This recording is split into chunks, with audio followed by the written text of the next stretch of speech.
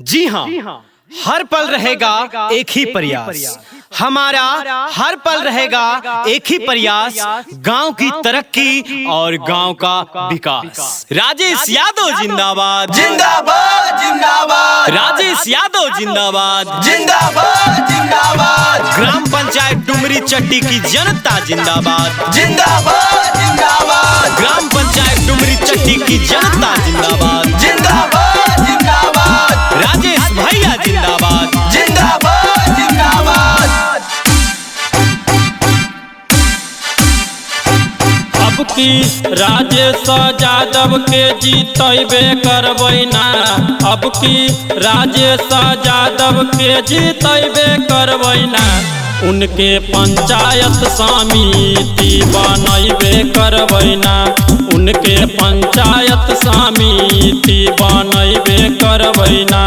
अब की राजेश यादव के जीतबे करबै ना, डुमरी चट्टी पंचायत से जीतबे करबै ना, उनके पंचायत समिति बनैबे करबै ना, उनके पंचायत समिति बनैबे करबै ना। राजेश यादव जिंदाबाद जिंदाबाद जिंदाबाद, राजेश यादव जिंदाबाद जिंदाबाद जिंदाबाद, ग्राम पंचायत डुमरी चट्टी की जनता जिंदाबाद जिंदाबाद जिंदाबाद, ग्राम पंचायत डुमरी चट्टी की जनता जिंदाबाद जिंदाबाद जिंदाबाद, राजेश भैया जिंदाबाद जिंदाबाद जिंदाबाद।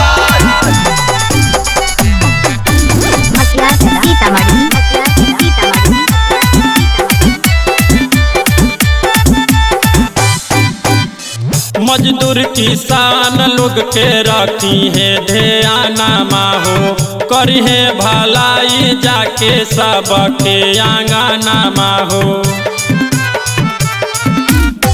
मजदूर किसान लोग के रखी है ध्यानमा हो, करी है भलाई जाके सबके आंगनमा हो।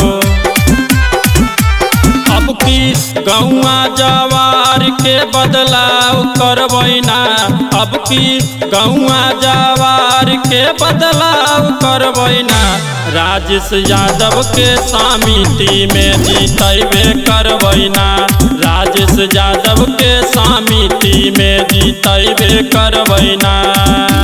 राजेश यादव जिंदाबाद जिंदाबाद जिंदाबाद, राजेश यादव जिंदाबाद जिंदाबाद जिंदाबाद, ग्राम पंचायत डुमरी चट्टी की जनता जिंदाबाद जिंदाबाद जिंदाबाद, ग्राम पंचायत डुमरी चट्टी की जनता जिंदाबाद जिंदाबाद जिंदाबाद, राजेश भैया जिंदाबाद जिंदाबाद जिंदाबाद।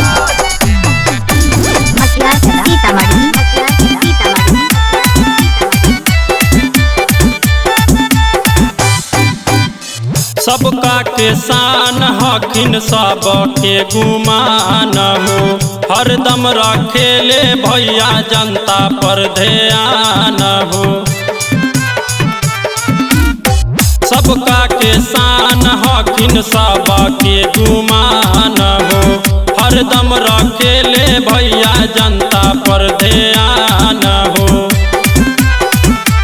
अब की राजेश भैया के जीतबे करबै ना, अब की राजेश भैया के जीतबे करबै ना, उनके पंचायत समिति बनैबे करबै ना, उनके पंचायत समिति बनैबे करबै ना।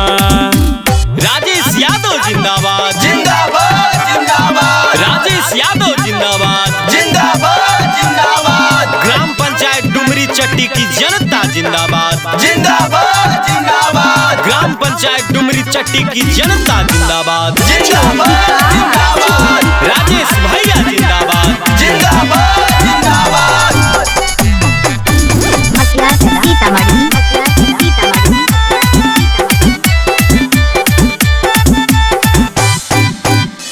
जत पत के भेद भाव नहीं भैया रखेले हो, सब लोग के राजेश यादव के जैसन देखेले हो।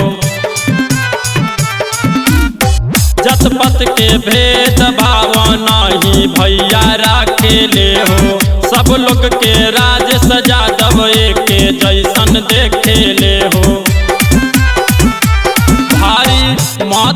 से विजयी बनैबे करबैना, भारी मतों से विजयी बनैबे करबैना।